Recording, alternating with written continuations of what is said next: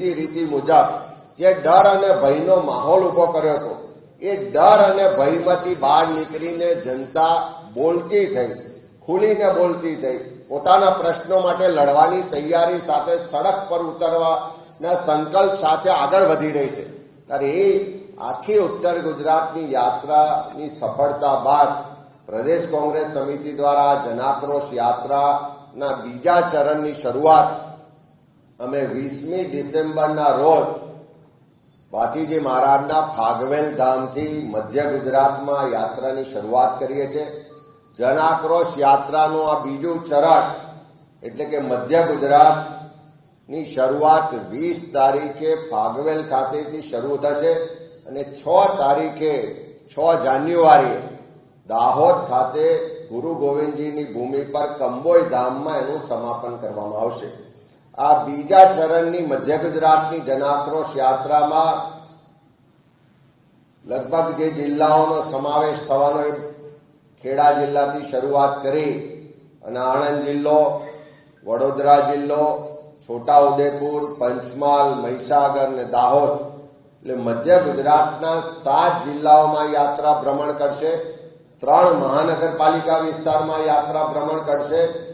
લગભગ 55 તાલુકા અને 37 જેટલી નગરપાલિકા વિસ્તારમાંથી આ યાત્રાઓ ભ્રમણ કરી અને લોકોના પ્રશ્નોને અમે બુલંદ અવાજે રજૂ કરીશું.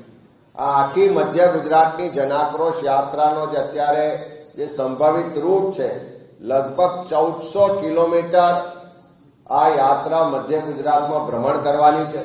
અને જે મધ્ય ગુજરાતના લોકોની ફરિયાદો છે, પ્રશ્નો છે, જે સમસ્યાઓ છે, જે ભ્રષ્ટાચાર છે, જેમ કે મધ્ય ગુજરાતમાં ખાસ કરીને આદિવાસી વિસ્તારોમાં મનરેગામાં કરોડો રૂપિયાનો ભ્રષ્ટાચાર થયો, સાબિત પણ થઈ ચૂક્યું.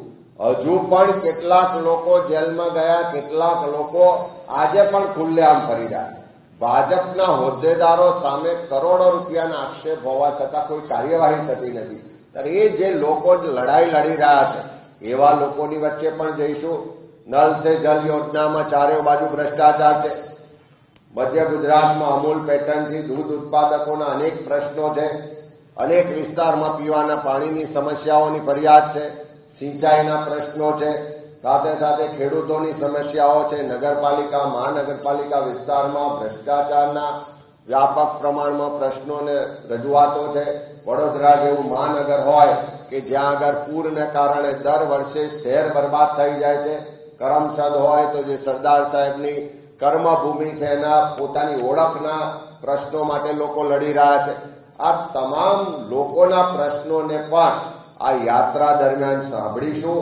આ પ્રશ્નોને બુલંદ અવાજે રજૂઆત કરીશું અને ખાસ કરીને આખા ગુજરાતના લોકોના પ્રશ્નો લઈને જ્યારે અમે નીકળ્યા છે ત્યારે તબક્કાવાર ગુજરાતના પ્રજાના જે પ્રશ્નો છે, જે સમસ્યાઓ છે, જે તકલીફ છે, જે પીડા છે, જે દર્દ છે, જે આક્રોશ છે, એને વાચા આપવા માટે જનતાનો કોલ એટલે ગુજરાતના લોકોનો અવાજ એ જનાક્રોશ યાત્રા છે. ત્યારે બીજા ચરણની શરૂઆત 20 ડિસેમ્બરે ફાગવેલથી શરૂઆત કરવા જઈ રહ્યા છે. ત્યારે અમે આપના માધ્યમથી ગુજરાતના તમામ વર્ગ વિસ્તારના લોકોને આમંત્રિત પણ કરીએ છીએ કે આ જનતાનો અવાજ છે, જનતાનો કોલ છે. અત્યારે કોઈ ચૂંટણી નથી, કોઈ મત નથી લેવાના, પણ જે સરકાર ટેક્સ લે છે, જે સરકાર પ્રજાના મત મેળવીને સત્તા પર બેઠા છે, એવા લોકો પ્રજાનો અવાજ નથી સાંભળતા. એવા લોકો ચારે બાજુ ભ્રષ્ટાચાર, ગેરવહીવટને સમર્થન આપી રહ્યા છે, આશીર્વાદ આપી રહ્યા છે. ત્યારે એ જનતાના કોલને બુલંદ અવાજે રજૂ કરવા માટે આ જનાક્રોશ યાત્રામાં આપ સૌ પણ જોડાઓ અને આ એક લોકોના અવાજને બુલંદ કરવાની લડાઈ, લોકોના હક અધિકારને પાછા અપાવવાની લડાઈમાં આપ સૌનું સમર્થન મળે એવી વિનંતી પણ કરીએ છીએ. અને આ જનાક્રોશ યાત્રા એ લોકોનો અવાજ છે.